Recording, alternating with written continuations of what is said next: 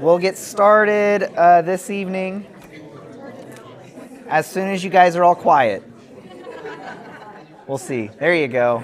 Tyler's on it. He's ready to go. There's always one still talking, and his name is Tucker. That's right. Well, good evening. We're going to continue our study of the parables this evening with a quick review. We'll see after last week, if you guys remember a little better, what is the kingdom of God?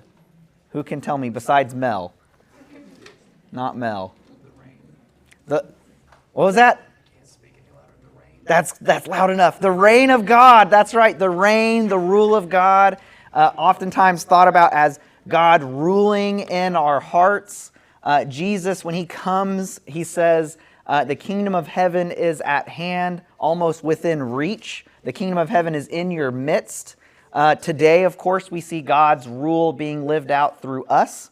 And so if we are living, doing God's will, we are living under his reign, under his rule. And every time we approach the scriptures, we always want to think through building that bridge from Bible times to our time. We want to try to act almost like a tourist going to a new location. Think about the culture, think about the language as we read and try to interpret and apply the Bible. And then finally, parables. This is a whole class on parables. So what do parables do? What is Jesus' intent with his parables? What's he trying to do? Conceal and reveal. That's right, you guys. We're paying attention. Good job. Conceal and reveal. Conceal to those that aren't ready for the kingdom, but reveal to those who are. Oftentimes, as we see Jesus telling these parables, his disciples were confused. What's going on? What is he saying? But oftentimes, the crowds were like, wow, this guy is the Messiah. So something was clicking in a lot of the crowds as they heard a lot of these parables. As we look at parables and as we interpret parables, as we read parables, we always have to keep in mind the three audiences. Jesus' oral audience, the gospel writer's written audience, so who he's writing to and who's the early church essentially as it's being read to them. And then finally, us. We're that third audience, and so how do we apply it to our own lives? How do we think through and kind of figure that out? And kind of my question that I always want to leave us with, or to always be considering as we approach any parable is, are we really listening to Jesus? He who has ears, let him hear. Jesus says that often at the end of his parables. All right, tonight we're going to look at the parable of the wheat and the tares and the parable of the great net. So if you have your Bibles, turn over to Matthew chapter 13. Matthew chapter 13. This one, we won't spend a lot of time on context just because we've looked at the context of this exact passage when looking at the mustard seed, the leaven, the growing seed, all those, and even the sower. But real quick, where is Jesus when he's telling this parable? Who remembers from verse 1 of this chapter? He's in a boat. So he's got a large crowd. If you kind of set the scene, he's got this large crowd. He's by the sea, probably the Sea of Galilee, but we don't know. So he's in the boat. The large crowd is kind of around. So he's maybe a little bit offshore, not too far. So his voice can carry across the water and listen. The crowds can listen and hear what he has to say. So just kind of, for those of you who have read, before we'll read it together in a second, but for those of you who did do the homework and read ahead, what connections does this parable have to some of the other ones that we've read? For instance, parable of the sower, parable of the mustard seed, parable of the hidden treasure and the costly pearl. We did that a couple weeks ago. What does this parable, or we did that last week, what does this parable have to do? How do they connect? How do they kind of work together as a set of parables? What do you think? There's no right or wrong answer. It's just a thought question. It's kind of a cop-out, but he always begins with the kingdom of heaven. Yeah. Yeah, so if you look at verse 24, the kingdom of heaven may be compared. And anytime we see that, the kingdom of heaven is like the kingdom of heaven may be compared. In this story, he doesn't mean the man that's in the story. He means the whole parable, the whole process. Yeah. Yeah, very good. So we had the parable of the sower, and then this is very similar, parable of the wheat and the tares, or the wheat and the weeds. We have the parable, right after it is the parable of the mustard seed. These are all agricultural kinds of things. So that's good. Let's dive in, and I'll have someone read 24 to 30. Someone read Matthew 13, 24 to 30. Jesus told them another parable. The kingdom of heaven is like a man who sowed good seed in his field. But while everyone was sleeping, his enemy came and sowed weeds among the wheat and went away.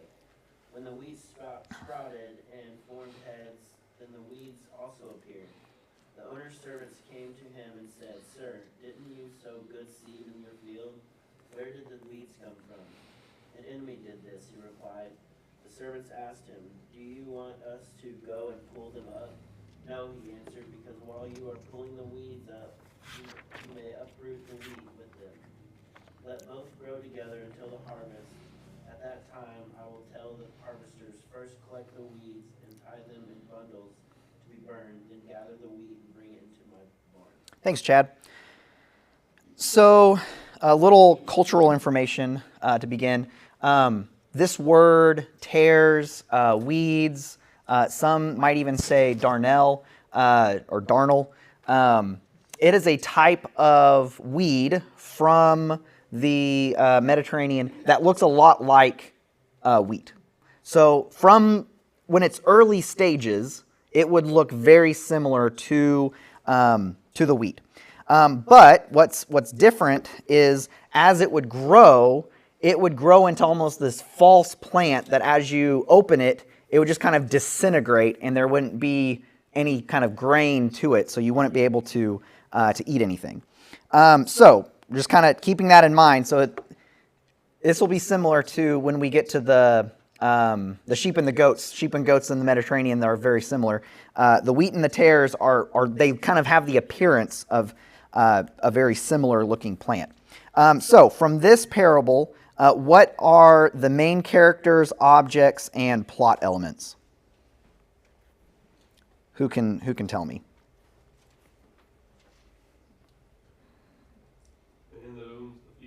Yeah, so there's a man, someone who's planting the wheat. What else? Enemy. There's an enemy. Yeah, there's somebody. It doesn't tell us who it is, doesn't tell us where this person came from, but there's this enemy who has taken it upon himself to ruin this guy's livelihood by planting a bunch of bad crops along with his good crops. Who else? What other character? Slaves or servants. That's another one. And we'll kind of work through this because this is another great parable that Jesus gives us a nice little explanation on it. So half of the work is done for us. So before we get into Jesus' explanation, what is revealed about God from this parable? What would you say? Yeah, he's allowing both to grow. Now hold on to that thought. We're going to deal with that in a minute. What else do we see about God? They will be separated at the end. Yeah, there is going to be a time of judgment. There is going to be a time where the good is separated from the bad. Absolutely.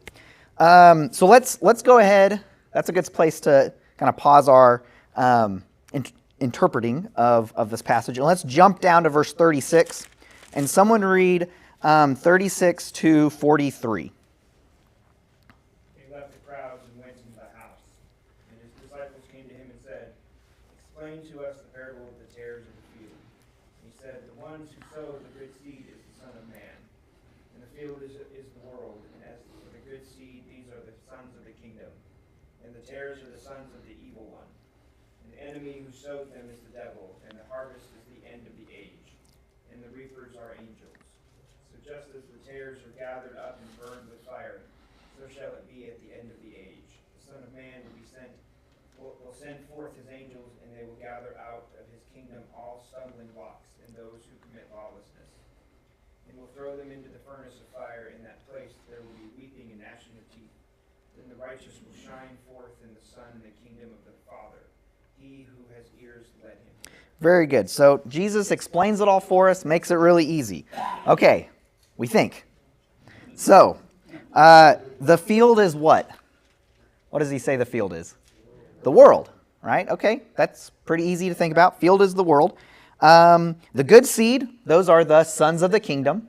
So that would be like Christians. That's pretty. And of course, the word sons there could be children. It's not male children only, so it'd be both male and female. So Christians. And the tares are the sons of the evil one. The enemy who sowed them is the devil. Harvest is the end of the age. The reapers are the angels. Okay, that's all pretty easy so far, right? So, is when we read about the tares, it says sons of the evil one. Are those non-Christians, those outside the fellowship of Christ, or are those people who are inside the fellowship of Christ from this passage? What do you think? The inside. The inside. Why do you say that, Barry? Well, I mean, the weeds grow and they look like weeds Mm-hmm. and everything else, but when you finally harvest them, you find out that it's not wheat, that you have weeds. Exactly. And so he's going to separate those that claim to be Christians, or claim to be followers of him, Right. that truly are not, because basically they're weeds among the wheat. Absolutely. Look at verse 41. Someone read verse 41 again.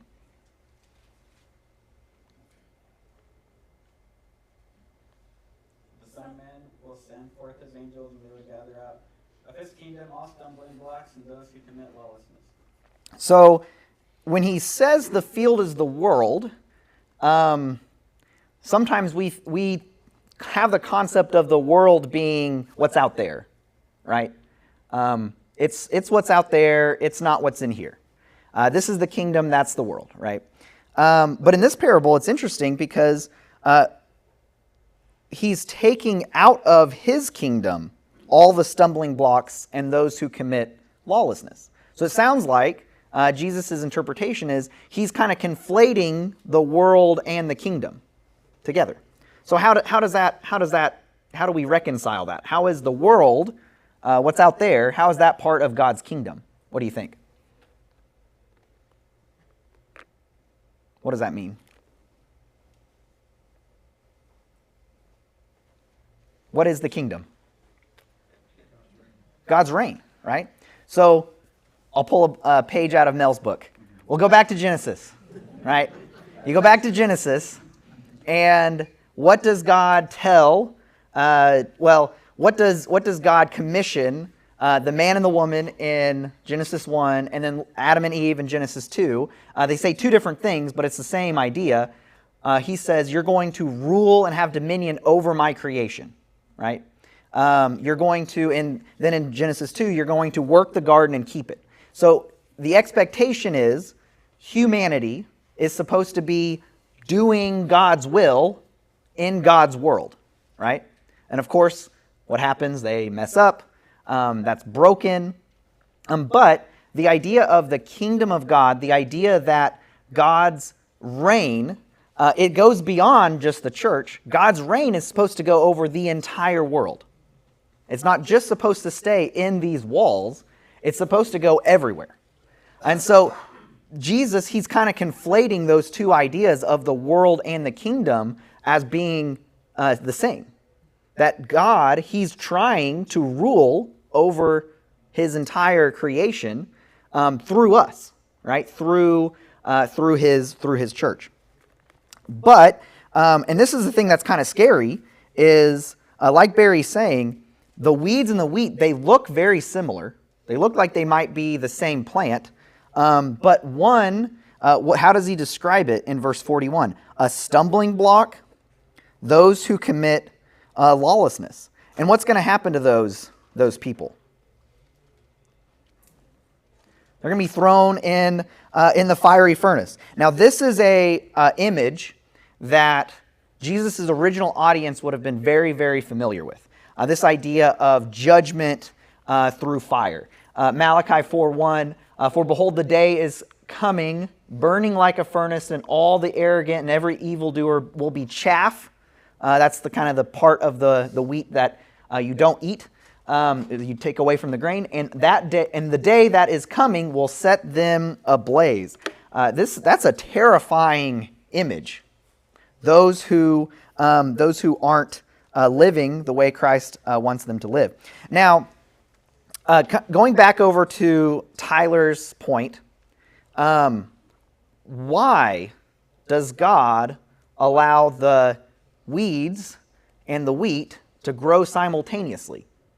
Because remember, look at verse 40, or 30, rather.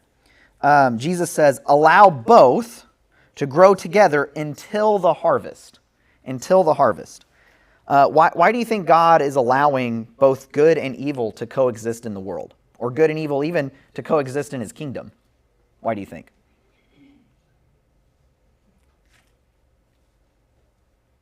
Because we all have free will. Yeah. Yeah. We all have free will. Why else? Right? He already did the flood once. Yeah. So he said he wasn't going to do that Right. again. So the only way to wipe out the evil in the kingdom is to wipe out everybody. That's right. Jana. What about the opportunity? Yeah. You know, because maybe some of these, these terrors will be transformed. Yeah. Yeah, exactly right. In the same way, so one of the interesting points, we didn't really dive into the parable of the sower, but one of the interesting points about sowing in first century Mediterranean world, they would often sow first, plow later. And so when I say that, what I'm talking about is when you're thinking of the different soils, the one that's thorny, the one that's rocky, there's a possibility for those soils to change in their nature. They could turn into good soil. And that's true with people, right? People who maybe initially are not interested in Christianity, not interested in living for God, can eventually soften and change their mind and kind of have that opportunity, like Jana's saying, to become a wheat, to become a good soil. And I think that's exactly right. And I like what Tyler was saying. We'll get to you in a sec. Smarty pants over there. I like what Tyler is saying is that ultimately, if God is to rid the world of evil, that includes everyone in this room, right? We've all sinned. We've all messed up.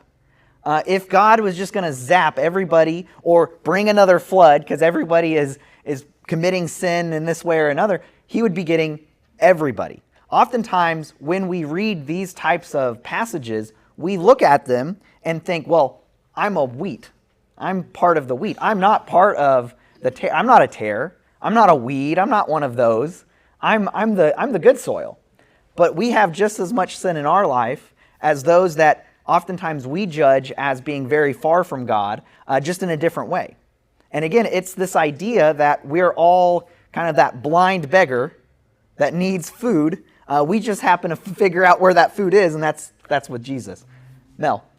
I was just going to say, although you mentioned that God has indeed empowered us to co-rule with him and represent him here, we do have limitations, and one of them pointed out in the parable is that we're not very good at discerning which is which. Right. And the other thing, if we want to go even broader than the parable, is that ultimately the wheat and the tare are also growing inside of us. Yeah, exactly right. We have good inside of us, and we make mistakes. And we could be torn up and thrown in the fiery furnace if it wasn't for what Jesus has done for us. So let's dig a little deeper. We've thought about it through the lens of Jesus' first hearers. They're sitting in that boat, they're listening to this parable, And I would think a lot of them would be like, yeah, I see that. I see there's tares around and they're not doing God's will, that kind of thing.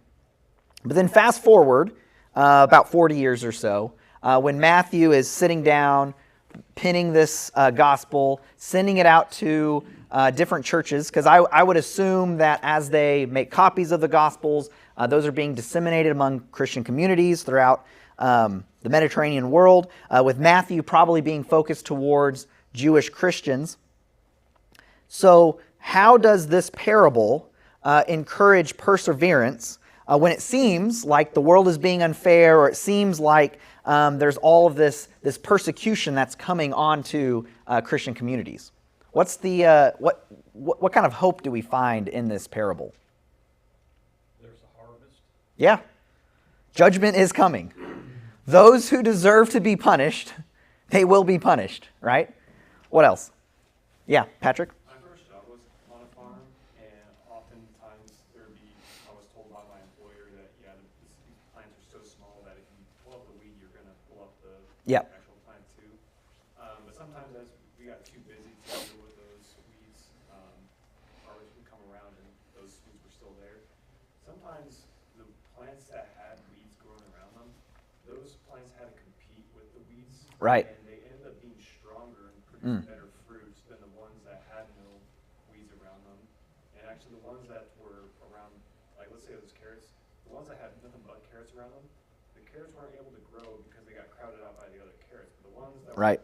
were around weeds, they ended up pushing the weeds out of the way and they had more space because the weeds didn't have the kind of girth that a carrot would have. So my point is, in relation to this parable, that when we remove all of the persecution and all the trials and the difficult people in our lives, we don't end up producing the kind of fruit that we might have if we were to struggle a little bit harder. Right. Look again at verse 43, because as you're saying all of that, I just kind of drew my attention to verse 43. Then the righteous will shine forth as the sun in the kingdom of their Father. He who has ears, let him hear. It's this idea of shining like the sun. That's a super bright light. That you've overcome the darkness that's around you to become this bright light, shining forth in the kingdom of the Father. You're thinking about this, or we are coming at this parable. We talked about this. We have different social locations. We aren't facing the kind of persecution Matthew's original audience would have been facing. We aren't facing those types of things. If you were a first century Jew, you're oppressed by Rome, or a first century Jewish Christian rather, oppressed by Rome, how would you feel about the idea that God is going to allow this evil to remain for now? Like, how would you kind of wrestle with that concept that God's going to allow evil? And in this case, evil even within the kingdom, because very likely, all throughout as we read Paul's letters and Acts, there are these false teachers that are coming in and saying different things, twisting Jesus' message. So how, as that kind of first century Jewish Christian, how would you feel about this idea God allows evil to remain? What do you think? The first audience was still expecting a physical kingdom. Yeah. And so to hear this, when, the fact that they asked him to explain it, Right. it again shows that they either didn't want to believe what they heard as being exactly what he meant, or they're still holding on to that hope that there's something Yeah. physical going to happen. And Yeah. so the idea of allowing that to continue to grow and say, okay, these false prophets can continue to teach, would have been really hard for them to hear. Yeah, I think so. And I think it would, when you think about even like a false teacher who's led people away, it's like, God, why would you allow that to happen? Or as Roman or even Jewish authorities, as they come in and they're killing people, they're arresting people, God, why are you allowing that to happen? You bring that to today's world. we had a dear friend in Australia. She was 8 months pregnant, and there was no movement in the womb. And she went and did everything, and they lost the baby. And this is someone who, her father was a minister. We'd all been in our congregation because we really knew them really well. We're praying every day, help this baby to grow and help all these things. God, why did you allow that evil thing, or that just horrible thing to happen? And that's something that Christians and humans have wrestled with all the time. We're going to kind of pause there because we're going to expand that discussion after we look at our next parable. So if you want to turn maybe one page, or maybe it's on that same page, over to verse 47. The dragnet, some people might say the net, same idea. Someone read verses 47 down to 52.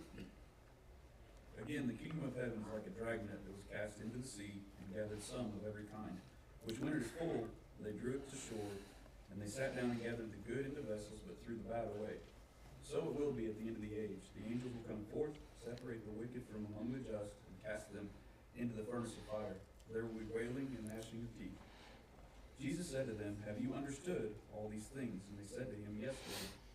Then he said to them, "Therefore every scribe instructed concerning the kingdom of heaven is like a householder who brings out of his treasure things new and old."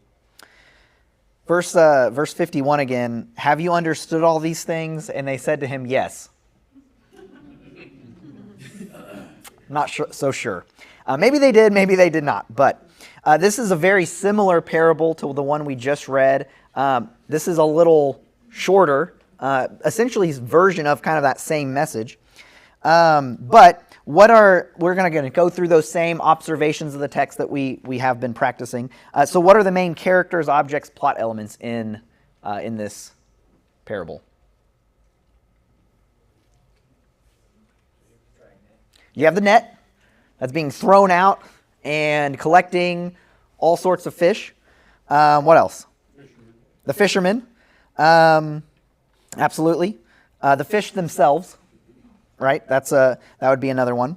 And again, it's that same kind of end of the age, kind of eschatological type of parable. What is revealed about God in this parable? It'll probably be similar to some of the things we've said before, but what's revealed about God in this parable?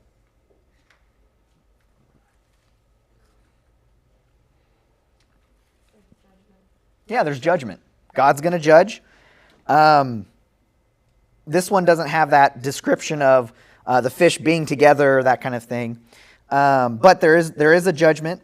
Again, that same image of that furnace of fire, just like from Old Testament imagery. What's revealed about, what does it say about God's kingdom? God's kingdom from this parable. Yeah.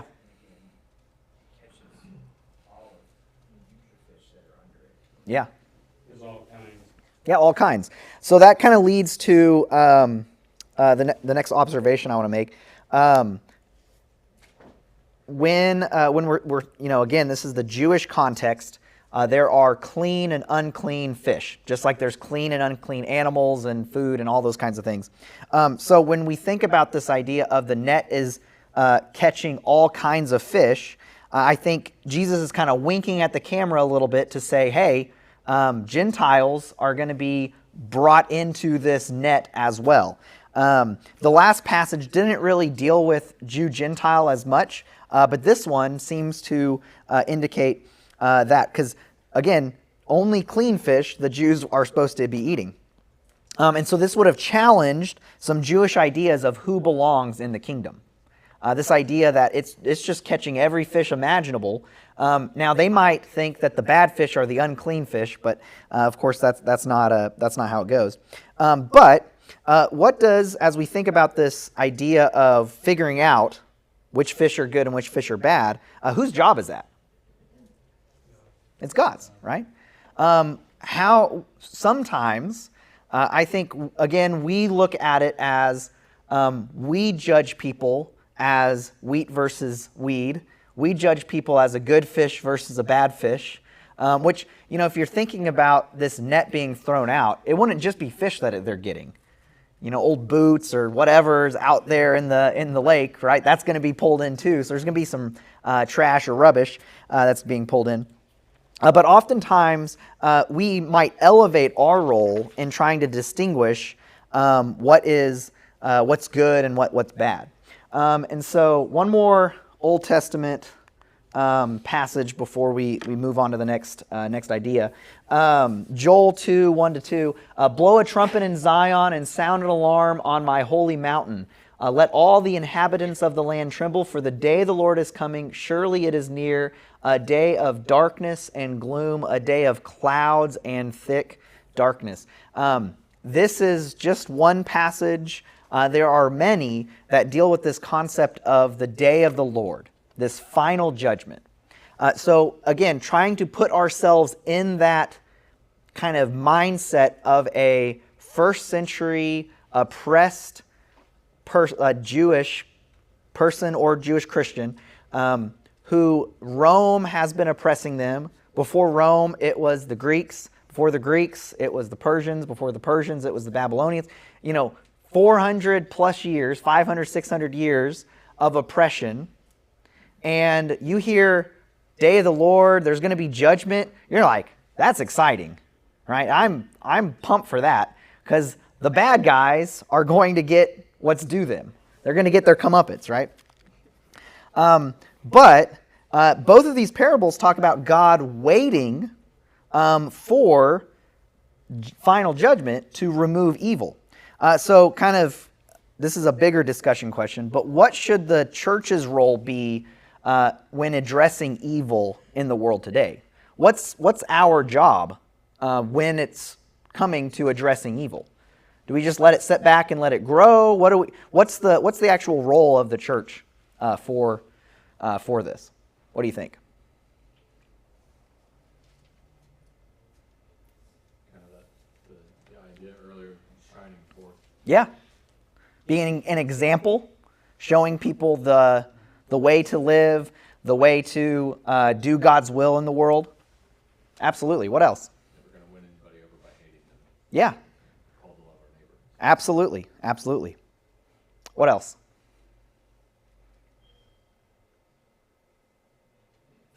Well, proclaiming truth and calling out evil doesn't necessarily mean that we are, on an individual basis, deciding the fate of someone's soul. Exactly. But we do still have that role of Yeah. proclaiming truth. Right. Yeah, I don't think Jesus is saying here that we just sit back and let evil happen. Right? That's not what we're talking about here. What are we? What is actually going on to the weeds, and what is happening to the bad fish in these parables? Literally, what is being described? And they're destroyed, right? So I think with very confident.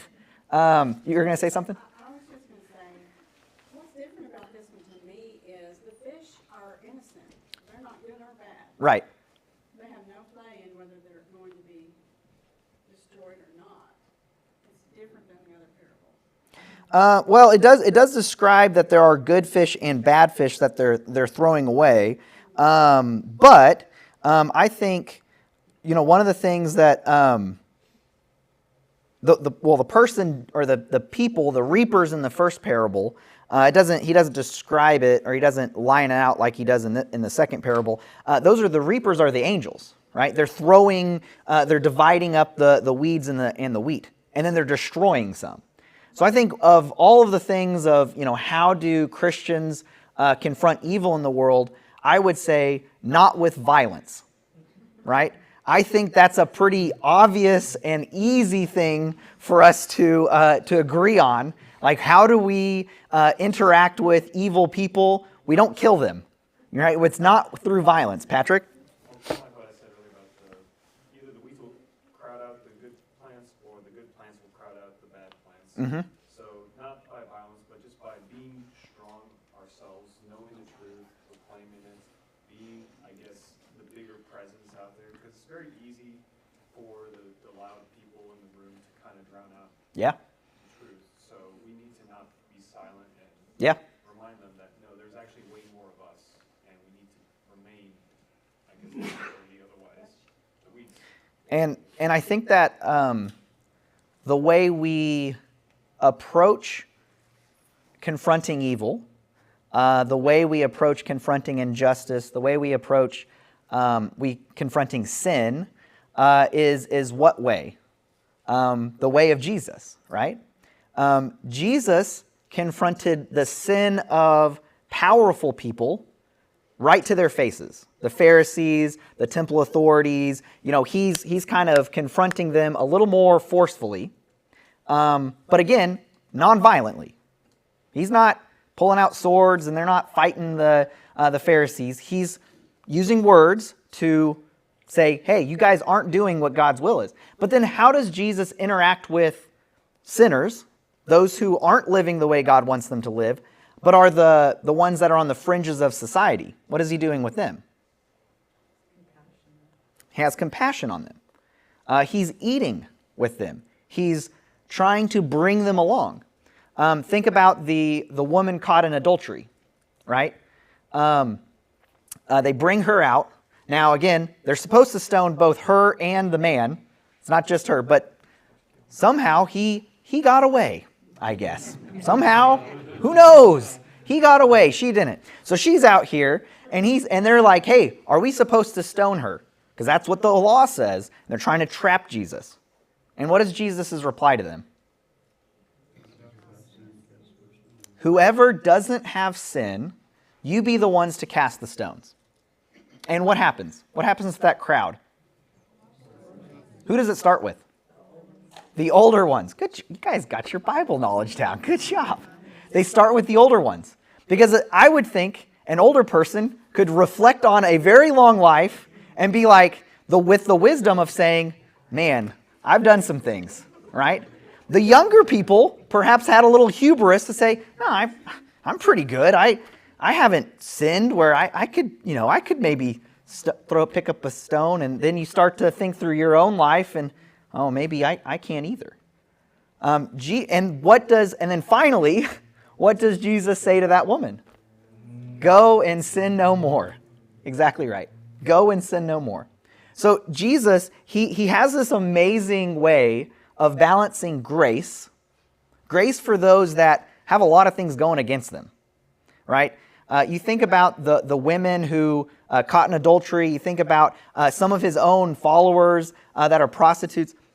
He is he's having compassion on a person that's not their choice. If they had other options, they would not be in that line of work. Same with tax collectors, right? Those who a scum of society, according to the normal Jewish person, he balances his grace with the coming judgment. And again, just like Jana was saying, there's an opportunity for everyone. Everyone has that opportunity to enter into Jesus' grace if they can just do that. I want to drill down a little bit deeper. We talked about the weeds and the tares, both being in the kingdom, and the tares are actually ones being drawn out of the kingdom itself. During Jesus' time, they would have thought that just simply being Jewish would guarantee them inclusion in God's kingdom. Just the fact that you're Abraham's descendant would allow you to be in the kingdom. For us, I think sometimes if we think that, hey, maybe we're a Christian, we've done all the things, we followed all the steps, we've done the things that we're supposed to do, does that make us automatically in the kingdom? What more is required?